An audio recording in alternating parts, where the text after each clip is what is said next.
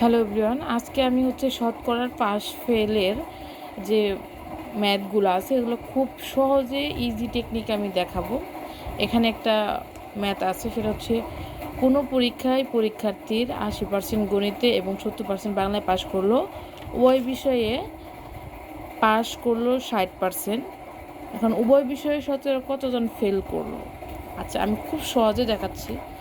সেটা হচ্ছে এরকম, প্রথম দুইটা বলের মতো নিব।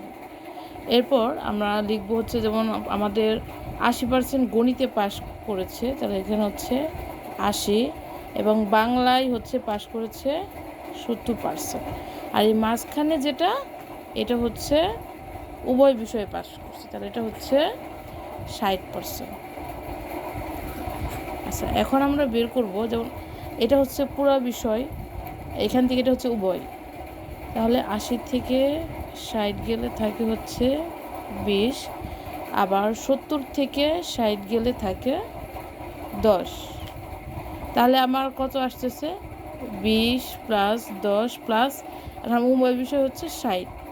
তাহলে আমাদের মোট পাশ করেছে 60, 80, 90%। আচ্ছা, যেহেতু এটা শতকরার ম্যাথ, তার মানে আমাদের 100%-এর মধ্যে কতজন এখন ফেল করছে সেটা বের করতে হবে। 100 জনের থেকে 90 জন যদি পাশ করে, তাহলে আমার থাকে কত? 10। এটাই অ্যান্সার। কি